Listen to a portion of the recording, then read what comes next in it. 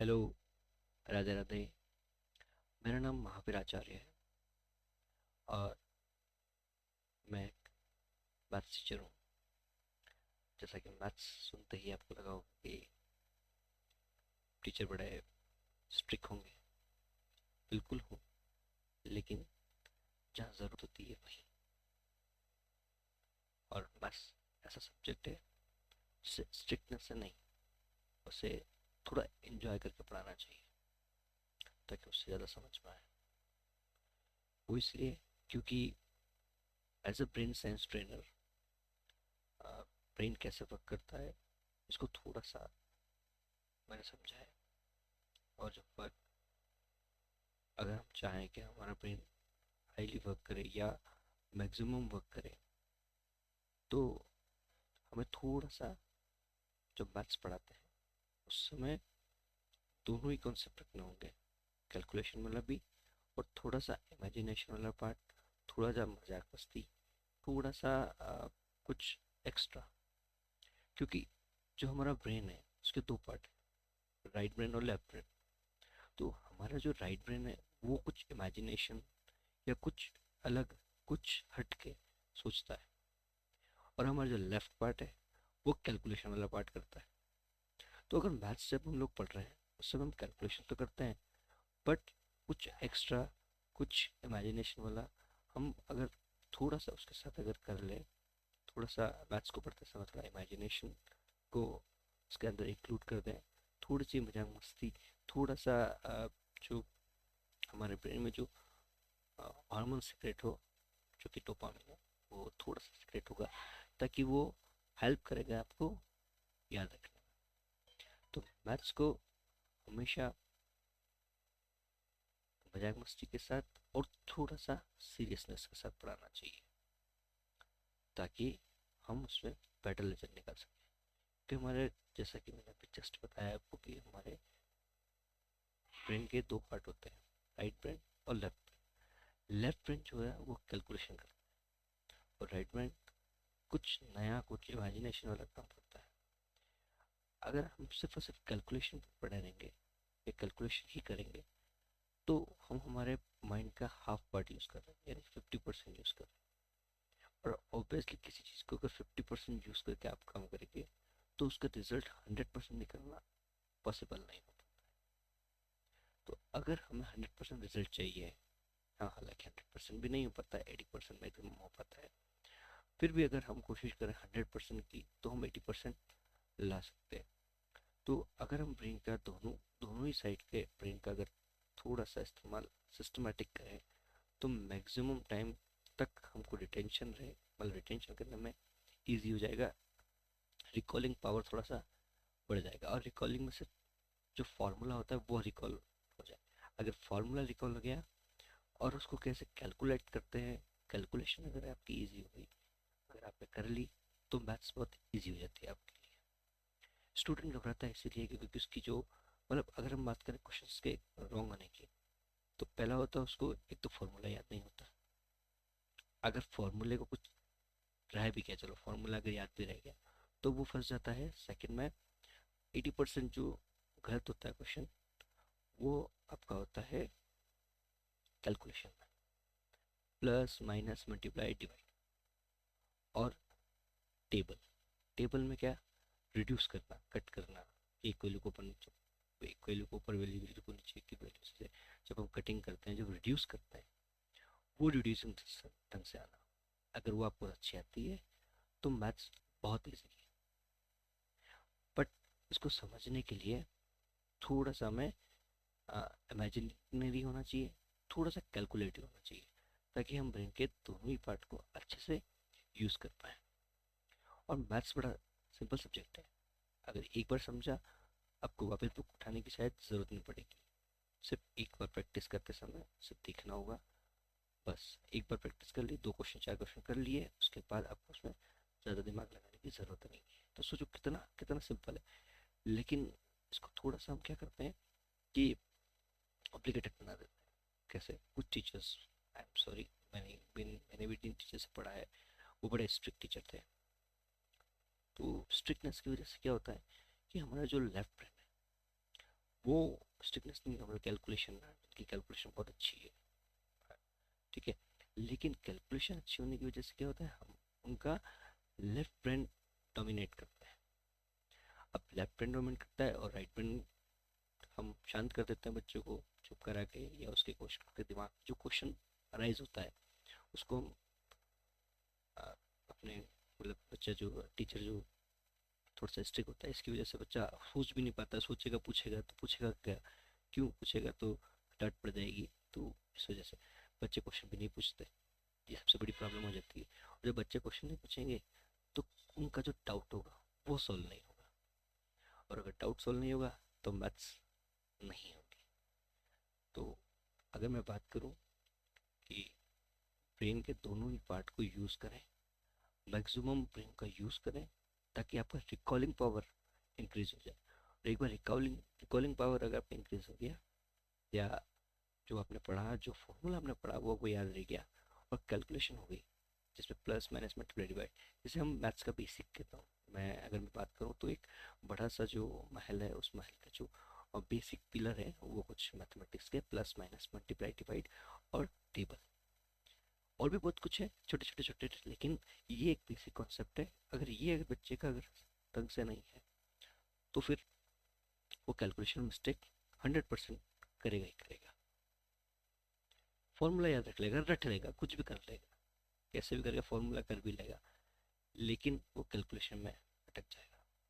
तो फार्मूला याद अगर हो तो हमारे राइट ब्रेन से अगर हम फार्मूला याद करें और लेफ्ट ब्रेन से हम कैलकुलेशन करें, तो लेफ्ट ब्रेन और राइट ब्रेन के सिंक्रोनाइजेशन की वजह से मैक्सिमम टाइम तक लर्न रहेगा, मैक्सिमम टाइम तक कैलकुलेशन करने में इजी हो जाएगी, मतलब कैलकुलेशन इजी हो जाएगी। अगर आपका क्वेश्चन आ गया, आपकी कैलकुलेशन इजी होगी, तो आंसर आएगा ही आएगा, कहीं नहीं जाएगा, पकड़ के लेके आएंगे हम उसको।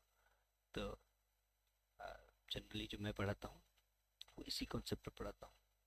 तो मेरी क्लास में अगर आप कभी एंटर करेंगे तो आपको आवाज़ मिलेगी, बाहर से अगर आप निकल रहे हो तो आपको हमेशा कहीं ना कहीं थोड़ी थोड़ी आवाज़ मिलेगी, लेकिन वो आवाज़ बातों की या मस्ती की होगी। मैं ऐसा नहीं कह रहा हूँ कि 100 बच्चे अगर है सपोज, या 100% में से 20% बच्चे तो ऐसे होते हैं जो मिस्चीवियस होते हैं, जो कुछ कुछ शरारत करते हैं और वो इस चीज़ का फ़ायदा ज़रूर उठा देते हैं।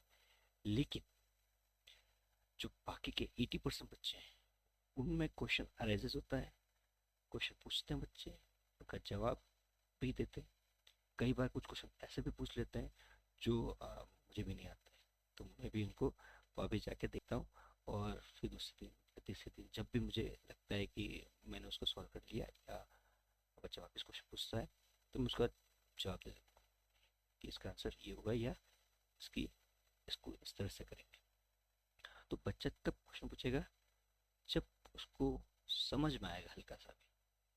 अगर उसको 60% समझ में आया तो गारंटी उसके पास एक क्वेश्चन होगा, वो क्वेश्चन पूछेगा, उस क्वेश्चन को सॉल्व करने के बाद या उसका जो डाउट सॉल्व हो गया उसके बाद उसको वो 80% 90% आ जाएगा।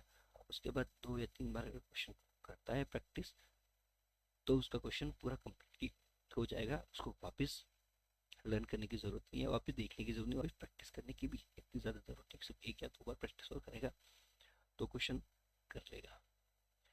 तो बेसिक मैथमेटिक्स को पढ़ाने का जो तरीका है वो कुछ ऐसा होना चाहिए ताकि रिकॉल जल्दी हो जाए। तो as a brain science trainer मैं कोशिश करता हूँ कि मेरी क्लास में मैं इसी तरह पढ़ाऊँ, और मैं पढ़ाता भी वैसे ही। और ये अभी जो मैं एक डेमो करने जा रहा हूँ वो है एक ऐसा चैप्टर जो बच्चों में बड़ा फियर होता है। इस चैप्टर का फियर ही नहीं, पूरे इंडिया पूरे वर्ल्ड में अगर जाओ तो अगर आप ये पूछोगे कि कौन सा चैप्टर 10th क्लास का कौन सा चैप्टर नहीं आता है, तो वो एक ही आंसर देगा, टिग्नोमेट्री। और मैं आपको एक बात बताऊं, टिग्नोमेट्री से सिंपल चैप्टर नहीं है। हाँ, ये भी अच्छा है, सिंपल है, लेकिन अगर मैं टिग्नोमेट्री की बात करूं तो जिस टिग्नोमेट्री को हम बहुत बड़ा मानते हैं, बहुत हार्ड मानते हैं, वो सबसे ज़्यादा इजी है। क्यों? क्योंकि टिग्नोमेट्री के अंदर सिर्फ और सिर्फ बेसिक यूज हो रहा है। हाँ, अगर आपको प्लस माइनस मल्टीप्लाई डिवाइड नहीं आते हैं तो वो आपके लिए हार्ड हो सकता है, अगर आपको थोड़ा बहुत एल्जेब्रा नहीं आता है, एल्जेब्रिक इक्वेशंस और एल्जेब्रिक का थोड़ा सा कंसेप्ट अगर पता नहीं है, तो प्रॉब्लम आ सकती है। और तीसरी प्रॉब्लम आती है हमारी, जैसे 3 प्रॉब्लम है। सबसे पहला वो कि आपको बेसिक्स अच्छे होने चाहिए, दूसरा आपका एल्जेब्रा अच्छा होना चाहिए, और तीसरी अगर हम बात करें तो जो ट्रिग्नोमेट्रिक रेशियोज हैं वो आने चाहिए। ये इसमें एक नया है, बाकी दोनों चीज़ें पुरानी है, लेकिन वो अगर परफेक्ट होगी तो ये इजी है आपके लिए। ये थोड़ा सा समझा और उसके बाद ट्रिग्नोमेट्री सबसे इजी चैप्टर हो जाएगा। कुछ बच्चे हैं, कुछ बच्चों से बात की तो कभी बच्चे कहते हैं बहुत सिंपल है। क्यों है? क्योंकि उसमें करना ही कुछ नहीं है, प्लस माइनस मल्टीप्लाई डिवाइड ही तो है। बट सिर्फ उसमें जो नया कॉन्सेप्ट है वो साइन, कोस, टेन, कोसेक, सेक, कोट, ये सब कुछ नया टर्म्स ऐड हो जाती है। बट ये नई टर्म भी कोई बहुत बड़ी हवा नहीं है, ये सिंपल सा है। इसको थोड़ा सा अगर हम समझेंगे तो रेशियोज हैं, ये कुछ बड़ी बात नहीं है। और रेशियोज कैसे होते हैं, अगर ये आ जाएगा तो आपके लिए ट्रिग्नोमेट्री सिंपल हो गई। और ट्रिग्नोमेट्री के जो बेसिक्स अगर क्लियर हो गए तो इस पर एक चैप्टर आता है application of trigonometry. Application of trigonometry वो बहुत इजी हो जाएगा। और उसमें तो मार्क्स गेन करना मतलब, उसमें यूज ही क्या करना है, उसमें तो सिर्फ सिर्फ टेन थीटा की वैल्यू, साइन थीटा की वैल्यू, कोस थीटा की वैल्यू, बस थोड़ा सा समझना है। लेकिन उसमें एक पार्ट है जो है इमेजिनेशन का। वो अगर अच्छे से हो गया तो उस क्वेश्चन में, चैप्टर में कोई दिक्कत नहीं आएगी। क्वेश्चन आराम से होंगे और इतना अच्छे होंगे और मज़ा भी आएगा करने में। लेकिन इसके लिए आपको आपके ब्रेन का सेकंड पार्ट भी यूज़ करना होगा, मतलब आधा आधा 50-50, यानी कि कैलकुलेशन प्लस इमेजिनेशन। तो राइट ब्रेन और लेफ्ट ब्रेन के दोनों के सिंक्रोनाइजेशन से जो टेक्निक है पढ़ाने की, ये मैं थोड़ी सी यूज़ करता हूँ। और मैंने अभी तक तो पाई है कि बेस्ट रिजल्ट निकलता है। बस थोड़ा सा बच्चे को भी थोड़ा सीरियसनेस से समझना पड़ता है, और थोड़ा सा इमेजिनेशन और अपने ब्रेन के राइट ब्रेन को भी थोड़ा सा एक्टिवेट करना होता है टाइम टू टाइम। और हल्का सा एक्टिवेशन और मैक्सिमम रिजल्ट मिलता है। कम पढ़ो लेकिन याद पूरा रखो। ज़्यादा पढ़ने से ज़्यादा चीज़ें याद रहने पाती है, और ज़्यादा भी पढ़ेंगे लेकिन एक सिस्टमेटिक तरीके से पढ़ेंगे। अगर सिस्टमेटिक तरीके से पढ़ा तो रिजल्ट ज़रूर निकलेगा, और आंसर भी आएगा, कहीं नहीं जाएगा, आना ही पड़ेगा। तो चलिए, मेरी तरफ से एक छोटा सा डेमो जो मैं ट्रिग्नोमेट्री का देना चाह रहा हूँ।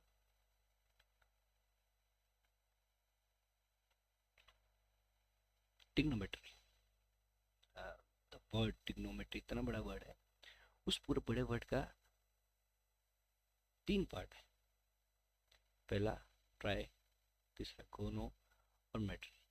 इसको 3 पार्ट में डिवाइड की इसलिए किया ताकि अपने को याद रहे। Trigonometry means triangle, trigono means triangle, and metry means measurement. तो tri means 3, gono angle means gono means angle, और मेट्री मीन्स मेजरमेंट। यानी हम जो कैलकुलेशन इसके अंदर करेंगे, सिर्फ और सिर्फ ट्रिग्नोमेट्री जो है वो पूरी पूरी ट्राइंगल्स पे बेस्ड है। तो ट्राइंगल का पार्ट अगर आपको अच्छे से आता है, ट्राइंगल्स आपने पढ़ा है, तो इजीली हो जाएगा ये चैप्टर। चलिए बेसिक समझ लेते हैं कि ट्राइंगल्स क्या होते हैं। थोड़ा सा बेसिक चले जाते हैं, अपने छोटी क्लास में जो जो पढ़ा है उसको थोड़ा सा रिकॉल कर लेते हैं, ताकि उससे कनेक्ट इसको कर पाएंगे, और वो उससे कनेक्ट होगा, और इससे कनेक्ट होकर हम आगे के क्वेश्चंस सॉल्व कर पाएंगे। तो जैसे कि ट्राइंगल्स है, ट्राइंगल्स के कितने साइड होते हैं? 3 साइड होते हैं। वो ट्राइंगल जिसके तीनों साइड इक्वल हो उसे हम क्या बोलते हैं? Equilateral triangle. क्या कहते हैं? इक्विलेटरल ट्राइंगल, जिसके तीनों साइड्स क्या होती है?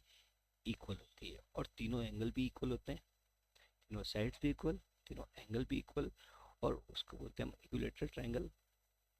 और तीनों जो एंगल्स होते हैं उनकी वैल्यू होती है 60 डिग्री। तो उसको बोलते हैं इक्विलेटरल ट्राइंगल।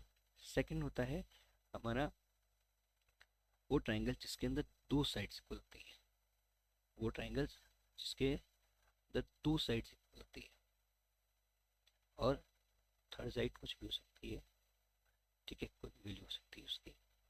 तो ट्राइंगल्स जिसकी दो साइड्स इक्वल है, और अगर दो साइड्स इक्वल है तो दो एंगल भी इक्वल होंगे, और थर्ड एंगल कुछ भी हो सकता है। वैसे हमको पता है एंगल सम प्रॉपर्टी हमने पढ़ा है, उसके अंदर क्या होता है कि का सम कितना होता है, ट्राइंगल के एंगल का सम होता है 180 डिग्री। तो अगर हम बात करें इसकी, तो दो एंगल्स इक्वल हुए और थर्ड कुछ भी हो सकता है, वैसे ही दो साइड्स इक्वल होगी और थर्ड कुछ भी हो सकती है, मतलब अनइक्वल हो सकती है। अनइक्वल हो जाएगी तो इक्वलेटरल हो जाएगा, और अनइक्वल हुई तो कुछ भी हो सकता है, ठीक है। फिर आता है नेक्स्ट अपना स्केलर, जिसका कुछ स्केल नहीं है, उसको बोलते हैं हम लोग स्केलर ट्राइंगल। याद रखने का एक पॉइंट है, स्केल नहीं है मतलब कोई कैलकुलेशन नहीं है इसकी, कोई मतलब वन साइड, सेकंड साइड और थर्ड साइड तीनों अलग हो सकती है, और उसको बोलते हैं हम लोग स्केलर, मतलब अनइक्वल साइड्स, उसे हम बोलेंगे स्केलर ट्राइंगल। फिर एक एंगल होता है जिसके अंदर एक एंगल होता है वो 90 डिग्री का होता है, एक एंगल 90 डिग्री का होता है, और जैसा हमें पता है कि पूरे बाकी सबका पूरे का कितना होता है 180, टोटल अगर सम करें तो 180 होता है। तो इसका 90 है, तो बाकी क्या होगा 180 माइनस 90, यानी कि दूसरे दो एंगल जो होंगे वो उनका सम होगा कितना, 90 का सम होगा। 60-30 हो सकता है, 50-40 हो सकता है, कुछ भी हो सकता है, बट एंगल अलग होगा। मतलब 90, एक एंगल 90 का है तो दूसरा एंगल ये 90 का है, ये एंगल हो सकते हैं कुछ भी, ठीक है, बट इन सब का सम वापिस 180 डिग्री होगा। तो इसे हम बोलते हैं राइट एंगल ट्राइंगल। और जो हमारी टिग्नोमेट्री है ना, वो पूरा इसी पे बेस्ड है, यानी कि ट्राइंगल पे, सॉरी राइट ट्राइंगल पे, यानी कि जो टिग्नोमेट्री का जो क्वेश्चन एप्लीकेशन होगी या अप्लाइड होगा, वो सिर्फ और सिर्फ ट्राइंगल्स में होगा, सॉरी राइट एंगल में होगा, जिसका एंगल क्या होना चाहिए 90 डिग्री होना चाहिए। अगर 90 डिग्री एंगल नहीं होगा तो उस पर कैलकुलेशन नहीं कर पाएंगे, ठीक है। तो चलिए नेक्स्ट देखते हैं क्या होता है राइट एंगल। राइट एंगल हमने वैसे तो छोटी क्लास में पढ़ा है, जिसमें हमने एक पाइथागोरस थ्योरम भी पढ़ी है। पाइथागोरस थ्योरम हमने की है, जिसमें हाइपोटेन्यूज होती है, परपेंडिकुलर होता है, बेस होता है, ये हमने 7th क्लास में पढ़ा है। वो जो बेसिक मैंने जो बात की थी आपको कि बेसिक्स पता होना चाहिए, अगर बेसिक्स अगर आप अच्छे से आते हैं तो ईजी हो जाएगा। अब वो जो बेसिक्स अगर इससे कनेक्ट हो गए और इससे कनेक्ट होकर जो रेशियोज कनेक्शन होगा वो अगर समझ में आ गया तो टिग्नोमेट्री ईजी हो जाएगी। तो नेक्स्ट हम बात करते हैं कि एक राइट ट्रायंगल है, तो राइट ट्रायंगल में एक तो होता है नीचे वाला बेस, और उसके सामने ऊपर जो होता है वो परपेंडिकुलर को, ये इसको हाइट भी कहते हैं, क्या बोलते हैं इसको, परपेंडिकुलर भी बोलते हैं और इसको हाइट भी बोलते हैं, ठीक है। और इससे यहाँ से एक स्लोप निकलता है, उसको बोलते हैं हम लोग हाइपोटेनियस। क्या बोलेंगे, हाइट, बेस, ये हाइपोटेनियस, इसे हम बोलते हैं right angle triangle. Right angle क्यों, क्योंकि एक एंगल 90 डिग्री का है, इसलिए इसको राइट एंगल ट्रायंगल बोलते हैं, ठीक है। Next trigonometric ratio. अब ये थोड़ा सा समझ में आ गया तो टिग्नोमेट्री इजी हो जाएगी। अब इसे समझने के लिए थोड़ा सा कर लेते हैं। देखो इससे पहले वाला एक जो क्वेश्चन, एक जो हमने पढ़ा था राइट एंगल ट्रायंगल, इसमें ये हाइट है, इसको परपेंडिकुलर बोलते हैं, और ये हमारा बेस है। बट टिग्नोमेट्री में एक थोड़ी सी चीज़ एक्स्ट्रा है, या थोड़ा सा अलग कॉन्सेप्ट है, कि हम बेस, इसको बेस भी बोल सकते हैं और इसको परपेंडिकुलर भी बोल सकते हैं, और इसको हाइट भी बोल सकते हैं, परपेंडिकुलर भी बोल सकते हैं, और बेस भी बोल सकते हैं। बट वो कैसे होगा ये पता करने के लिए हमको चाहिए होगा इसमें थीटा। ये जो थीटा है वो डिसाइड करेगा भैया कि ये जो है वो, ये जो पार्ट है वो आपका बेस होगा या इसको हम परपेंडिकुलर बोलेंगे, ठीक है। और थीटा, जैसे थीटा है, थीटा के सामने जो लाइन होती है वो कहलाती है परपेंडिकुलर। तो इस केस में अगर हम बात करें तो परपेंडिकुलर हमारे लिए ये हुई, जबकि हमने अभी जैसे ऊपर पहले देखा था उसमें ये बेस कह रहे थे हम लोग, लेकिन इस केस में ये बेस नहीं है, ये परपेंडिकुलर है। क्यों? क्योंकि भैया थीटा यहाँ है, इस थीटा के सामने जो होगा वो होगा परपेंडिकुलर, और थीटा के जो पास वाला होगा या थीटा की जो एडजेसेंट साइड होगी वो क्या कहलाएगी? हमारा बेस। यानी जब भी हम कैलकुलेशन करेंगे तो इसको बेस बोलेंगे और इसको हम परपेंडिकुलर बोलेंगे। अब एक बार, और हाइपोटेन्यूज तो हाइपोटेन्यूज ही है और इसमें तो कोई दिक्कत नहीं, कि ये 90 डिग्री के अपोजिट जो लाइन बनेगी, 90 डिग्री के अपोजिट जो लाइन बनेगी वो क्या होगी? हाइपोटेन्यूज होगी। तो और सबसे अगर लॉन्गेस्ट साइड है वही हमारी हाइपोटेन्यूज होगी, जो हमने क्लास में पढ़ा है। ठीक है, अब इस ट्राइंगल की हम बात करें तो यहाँ पे चेंज हो गया, यहाँ पे अब ये परपेंडिकुलर हो गया और ये बेस का बेस रह गया। तो वो क्यों हुआ? क्योंकि इस थीटा के सामने वाला क्या कहलाएगा? परपेंडिकुलर है। या इसको हम हाइट भी बोल सकते हैं, यहाँ तो हम हाइट भी बोल सकते हैं, यहाँ से ऊपर से नीचे तक है तो इसको हाइट भी कह सकते हैं। और एडिशन के जस्ट पास वाली इसको हम कहेंगे 20। क्या कहेंगे? 20। तो थीटा के सामने वाले क्या हुई? परपेंडिकुलर। और थीटा के पास वाला क्या हुआ? बेस हुआ। अब ये अगर समझ में आ गया कि जहाँ थीटा हुआ उसके हिसाब से परपेंडिकुलर लेना है और उसके हिसाब से बेस लेना है। जैसा देश वैसा बेस, मतलब जैसा एंगल वैसा बेस। जैसा एंगल जो थीटा होगा उसके सामने वाला परपेंडिकुलर और पास वाला बेस। ठीक है, तो ये अगर समझ में आ गया तो अब हम आगे बढ़ते हैं। अब आगे बढ़ते हैं रेशियोज। तो रेशियोज में होता है साइन, कोस, टेन, ये बेसिक रेशियोज है। इससे तीन और हैं जो इसी पर डिपेंडेंट है या इसी से बने हुए हैं, बट ये हमारे बेसिक्स हैं। अगर ये समझ में आ गया तो वो ऑटोमेटिकली समझ में आ जाएंगे। तो पहला है हमारा साइन थीटा। अब देखो साइन थीटा की वैल्यू है अपोजिट साइड्स अपॉन हाइपोटेन्यूज, या यूँ कह सकते हैं हाइट अपॉन हाइपोटेन्यूज। अगर मैं इस ट्राइंगल की बात करूँ तो ये हाइट हो गया और डिवाइड बाय बेस हो गया। और अगर हम इसकी बात करें तो इसके सामने वाला जो है ये अपोजिट साइड अपॉन ये एडजेसेंट साइड, सॉरी हाइपोटेन्यूज। तो इस केस में तो दोनों में ही हाइपोटेन्यूज आएगी, और इसके सामने वाला हाइट और ये हाइपोटेन्यूज। तो साइन थीटा की अगर वैल्यू की बात करें तो sine theta is equal to perpendicular upon base, या height upon, sorry sorry sorry sorry sine theta is equal to height upon hypotenuse या परपेंडिकुलर अपॉन हाइपोटेन्यूज। सॉरी, ध्यान देना। तो फिर कोस थीटा, फिर कोस थीटा की हम बात करें तो कोस थीटा होगा जो बेस है, बेस अपॉन हाइपोटेन्यूज। जो बेस है अपॉन हाइपोटेन्यूज अगर हम करते हैं तो वो वैल्यू निकलती है हमारी कोस थीटा की। अब अगर हम बात करें कि ये कोस थीटा साइन थीटा जो हम पढ़ रहे हैं इसकी क्या यूनिट होगी, तो इसकी कोई यूनिट नहीं होगी, ये यूनिटलेस होगा। अब वो कैसे? जैसे मुझे बताओ, कभी भी अगर अपने को कोई रेशियो दिया हो, 3:7 दिया हो, तो क्या उसका कोई यूनिट होता है क्या? नहीं होता है। रेशियोज का कोई यूनिट नहीं होता है, क्योंकि अगर हम बात करें तो यहाँ पे जैसे मान लीजिए साइन थीटा की वैल्यू है तो sine theta equal to height, height मान लेते हैं 10 सेंटीमीटर, और हाइपोटेन्यूज मान होता है 20 सेंटीमीटर। ठीक है, तो 10/20, तो ऊपर भी सेंटीमीटर नीचे भी सेंटीमीटर, सेंटीमीटर से सेंटीमीटर कट हो गया तो बचा क्या? कुछ भी नहीं। यानी कि इसकी यूनिट नहीं होती है, ये यूनिटलेस है। तो sine theta, cos theta, tan theta, इनकी इस ट्रिग्नोमेट्रिक रेशियोज की कोई यूनिट नहीं होती है, सिर्फ और सिर्फ डायरेक्ट वैल्यू आएगी। इसका आंसर जो आएगा सिर्फ न्यूमेरिक वैल्यू आएगा। तो साइन थीटा की हम बात करें तो क्या होगा? हाइट अपॉन हाइपोटेन्यूज, या यूँ कह सकते हैं परपेंडिकुलर अपॉन हाइपोटेन्यूज। फिर कोस थीटा की बात करते हैं तो कोस थीटा होता है बेस अपॉन हाइपोटेन्यूज। ठीक है, इसमें बेस यानी कि कोस, कोस यानी कि इसके पास वाला डिवाइड बाय हाइपोटेन्यूज।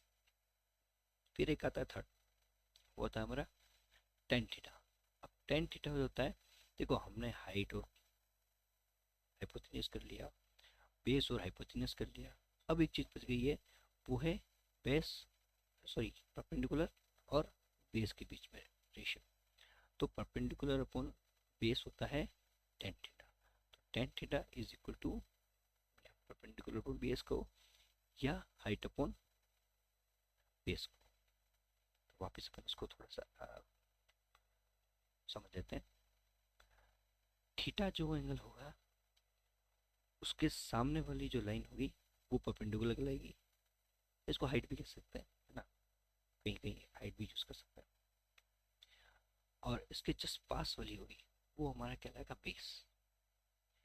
इस वाले में अगर बात करें तो ये थीटा यहाँ पर है, मतलब कैलकुलेशन थीटा की इसकी बात कर रहे हैं। तो थीटा के सामने वाला परपेंडिकुलर हुआ, नीचे वाला एडजेसेंट जो लाइन हुई वो बेस हुई। ठीक है, ये हो गया हमारा बेसिक। अब आता है कि साइन थीटा। तो sine theta height upon hypotenuse या यूं कह सकते हैं परपेंडिकुलर अपॉन हाइपोटेनियस। और cos थीटा की बात करें तो cos थीटा क्या होता है, बेस अपॉन हाइपोटेनियस। और टेन थीटा है तो टेन थीटा होता है परपेंडिकुलर अपॉन बेस या हाइट अपॉन बेस। ये हमारे तीन बेसिक्स ट्रिग्नोमेट्रिक रेशियोज हैं और पूरी ट्रिग्नोमेट्री लगभग लगभग इसी पर बेस्ड है पूरी की पूरी। ठीक है, ये हमारे बेसिक्स हैं और इन बेसिक को अगर अच्छे से समझ लिया तो आगे ट्रिग्नोमेट्री बहुत इजी, बहुत इजी और बहुत इजी हो जाएगी। ठीक है, तो नेक्स्ट हम पढ़ते हैं और भी ट्रिग्नोमेट्रिक रेशियोज हैं। तीन ट्रिग्नोमेट्रिक रेशियोज और हैं, वो सब इसी पर बेस्ड है, इसी से बने हुए हैं। ठीक है, जैसे अगर वापिस अपन रिकॉल कर लेते हैं, साइन थीटा होता है वो हाइट अपॉन हाइपोटेनस होता है, कोस होता है बेस अपॉन हाइपोटेनस होता है, और टेन थीटा होता है हाइट अपॉन बेस। अब बताए एक और, मतलब ये तीन तो गए, चौथा आता है अपने पास cos theta, cosec theta, sorry cosec theta. तो कोसेक थीटा क्या होता है, वन अपॉन साइन थीटा। मतलब साइन थीटा की वैल्यू को अगर रेसिप्रोकल कर लो तो वैल्यू निकलेगी हमारी कोसेक थीटा की। यूँ कहीं ये जो साइन थीटा है इसकी वैल्यू उठा के अगर मैं यहाँ डाल दूँ, नीचे डाल दूँ यहाँ पर अपॉन में, अपॉन वन, वन ये है, वन के नीचे अगर मैं यहाँ पे साइन थीटा की वैल्यू डाल दूँ तो क्या होगा, ये क्या हो जाएगा कोसेक थीटा। ये किसकी वैल्यू हो जाएगी, कोसेक थीटा की वैल्यू हो जाएगी। तो मैंने क्या किया, यहाँ से उठा के इसको नीचे डाल दिया। अब नीचे डाल दिया तो one upon upon upon upon upon upon, तो थ्री टाइम अपॉन होता है तो क्या होता है, रिवर्स हो जाता है। ये हमने छोटी क्लास में पढ़ा है कि जैसे अपॉन अपॉन वाली है तो नीचे वाला जो लास्ट वाली वो ऊपर शिफ्ट हो जाती है। तो अगर हम बात करें यहाँ से, मैं अगर यहाँ पे साइन थीटा की जगह अगर मैं हाइट अपॉन हाइपोटेनस रखता हूँ तो हाइपोटेनस क्या जाएगी, ऊपर चली जाएगी। तो यहाँ अगर हाइपोटेनस ऊपर चली गई तो क्या हो जाएगा, इसका रिवर्स हो जाएगा, यानी रेशियो जो होंगे वो क्या हो जाएंगे, रिवर्स हो जाएंगे। तो कोसेक थीटा क्या होगा, साइन थीटा का रिवर्स हो गया। ठीक है, तो अब वैल्यू क्या आई, जहाँ हमारे पास साइन थीटा की वैल्यू थी परपेंडिकुलर अपॉन हाइपोटेनस, और यहाँ पे हो गई हाइपोटेनस अपॉन परपेंडिकुलर। ठीक है, तो साइन और कोसेक का रिलेशन है। वैसे ही सेम आता है फिर हमारा सेक थीटा और कोसेक, कोस थीटा का। तो सेक थीटा कोसेक थीटा का रेसिप्रोकल है। और अगर हम रेशियोज की बात करें तो रेशियो फिर उल्टे हो गए। तो पहले बेस अपॉन हाइट था, ए बेस अपॉन हाइपोटेनियस था किसका, कोसेक थीटा का। और अगर मैं सेक थीटा की बात करूं तो ये हो गया हाइपोटेनियस अपॉन बेस, या यूं कहें कि कोसेक थीटा जो वैल्यू है उसका रेसिप्रोकल हो गया। ठीक है, वैसे ही सेम आता है थर्ड कोट थीटा। जो कोट थीटा है वो फिर क्या हुआ, टेन का रेसिप्रोकल हो गया। तो वन अपॉन टेन का, टेन की वैल्यू क्या होगी, कॉस थीटा। और यहाँ पे सेम वापस क्या हो गया, उल्टा हो गया। तो बेस ऊपर हो गया और हाइट हमारे नीचे हो गई। ठीक है, तो अगर कोट थीटा के रेशियो की बात करें तो क्या होगा, बेस अपॉन हाइट या बेस अपॉन परपेंडिकुलर। तो ये था हमारा बेसिक ट्रिग्नोमेट्रिक रेशियो। अगर ये बेसिक समझ में आ गए तो मैथ्स बहुत इजी हो जाएगी। या ट्रिग्नोमेट्री की बात करें हम लोग तो ट्रिग्नोमेट्री बहुत इजी हो जाएगी। ये बेसिक्स अच्छे से अगर आ गए प्लस माइनस इसको किस में कन्वर्ट करना है, इसका रेशियो किस से है, इसको रटना नहीं है, इसको सब समझना है। अगर आप एक बार समझ गए, आपके माइंड में एक बार बैठ गया कि कौन सी वैल्यू को कब परपेंडिकुलर बोलेंगे और साइन की वैल्यू का मतलब क्या हुआ, तो आपको याद नहीं करना पड़ेगा, इसको रटना नहीं पड़ेगा, इसको सिर्फ सिर्फ समझना पड़ेगा और इसको समझ के आप कर लोगे। बहुत सारी टेक्निक्स होती हैं जिससे हम याद रख सकते हैं, लेकिन वो टेक्निक सिर्फ प्राइमरी मतलब क्रैम्प करने के लिए होती है, नहीं कि समझने के। अगर आप चीज़ समझ गए तो फिर हमें शॉर्टकट की और इस पॉइंट्स की ज़रूरत ही नहीं पड़ती है। तो उसको थोड़ा सा एक बार और दो बार समझेंगे तो ऑटोमेटिकली समझ में आ जाएगा। या उसको एक स्टोरी बना के भी बनाया जा सकता है, तो ज़्यादा अच्छे से याद रहेगा।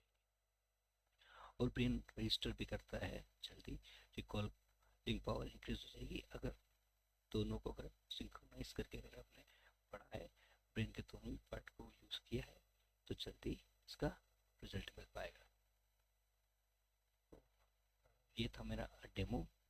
जो ट्रिग्नोमेट्रिक एक्चुअली कई बार मैंने जब भी इंटरव्यूज़ दिए हैं अच्छे अच्छे स्कूल्स में, बड़े बड़े स्कूल्स में, बड़ी बड़ी ब्रांड्स फ्रेंचाइजीज जो चलती है उसमें दी है, तो उनमें जो मैनेजमेंट का एक पार्ट रहता है कि आप ट्रिग्नोमेट्री पढ़ा दीजिए।